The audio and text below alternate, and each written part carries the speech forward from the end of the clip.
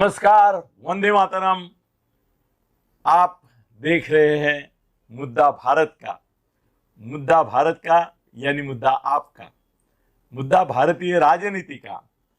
आज हम चर्चा करने वाले हैं हमारे महाराष्ट्र में शरद पवार जी के राजीनामा अस्त्र से जो परिस्थिति उत्पन्न हुई है उसके बारे में, और खासकर अजीत दादा का क्या होगा इसके ऊपर। मित्रों, आज हमारे जो सहयोगी है श्याम गिरी साहब, वो वाराणसी में कुछ धार्मिक कृत्यों के लिए गए हुए हैं और वो अगले 4 दिन वहाँ पे वाराणसी में कुछ धार्मिक पूजा प्रार्थना वगैरह है, वहाँ पे बिजी रहेंगे। तो उन्होंने मुझे जाते समय बोला है कि इसमें खंड नहीं होना चाहिए, आप भले मैं नहीं हूँ, आपको रोज वीडियो एक बना के देना है। तो मैं अपना कर्तव्य उनके आदेश के अनुसार पूरा कर रहा हूँ। मित्रों, कल एक ड्रामा खत्म हुआ और दूसरा शुरू होगा। एक खत्म हुआ, वो जो था वो शरद पवार जी के रेसिग्नेशन का था।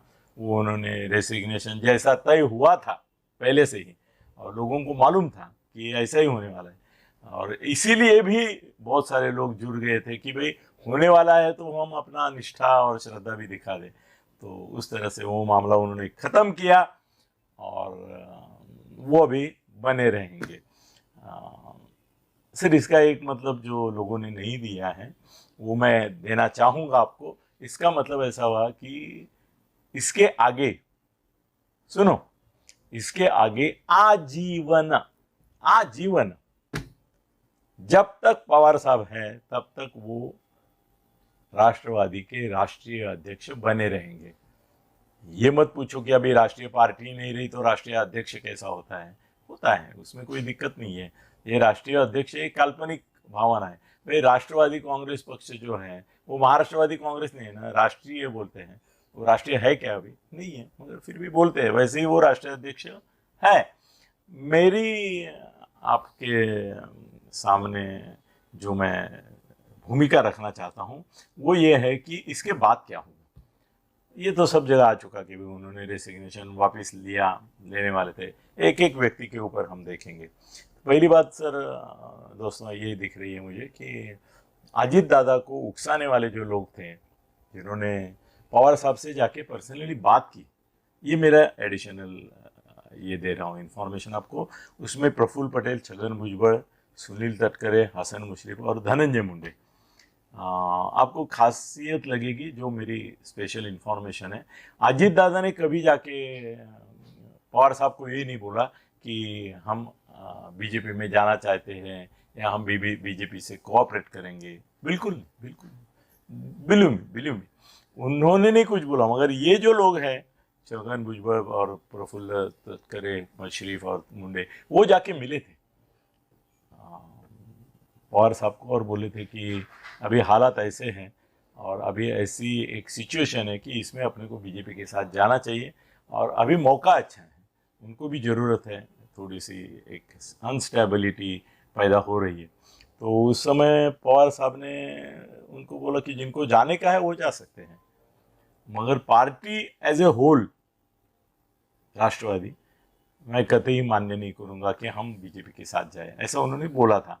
अब इसमें उस समय अजीत दादा नहीं थे, मगर अजीत दादा का संपर्क प्रफुल्ल पटेल के माध्यम से दिल्ली से हो रहा था और दिल्ली में उनका अमित शाह जी से हो रहा था और अमित शाह उनके लिए अनुकूल थे। ये बड़ी बात है कि अमित शाह अनुकूल थे।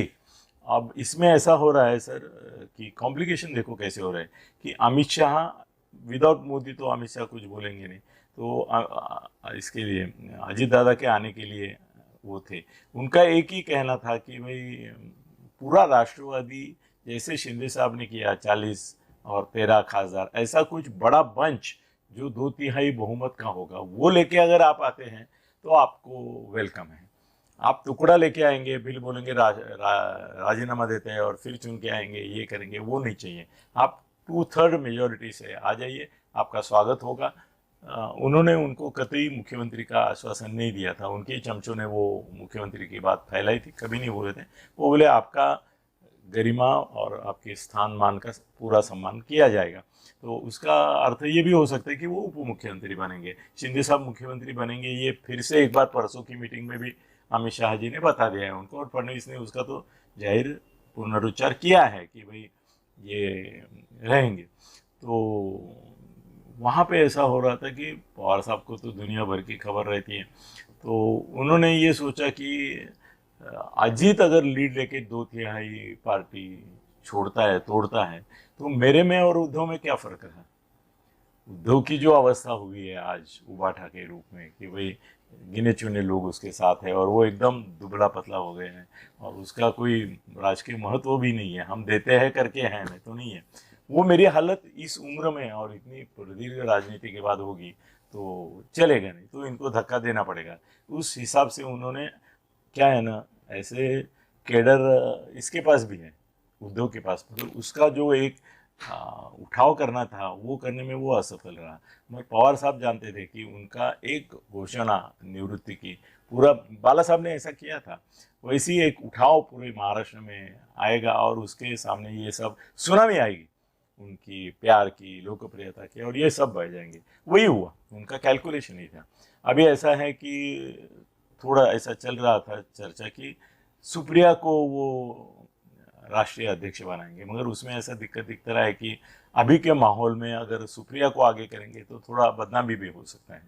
बाद में वो धीरे धीरे थोड़ा समय जाएगा तो कार्याध्यक्ष बना के क्लेम उसका अध्यक्ष पद पे बना के रखेंगे, मगर वो अभी तह हयात, जब तक जिंदा है तब तक वही अध्यक्ष रहेंगे, उसमें कोई अभी आप ये करो नहीं, और सुप्रिया ये रहेगी। और बीच में अगर कहीं मौका मिला, ऐसी सिचुएशन विधानसभा के बाद तैयार हुई कि जहाँ पे राष्ट्रवादी का मत निर्णायक है, तो जैसे शिंदे साहब के कम है फिर भी शिंदे साहब को मुख्यमंत्री बनाया गया, तो सुप्रिया को, अजीत को नहीं, अजीत आया विषय संपला, अजीत ये सब्जेक्ट अभी खत्म हो गया इनके लिए, और अजीत को क्या करना पड़ेगा वो बोलेंगे हम लोग।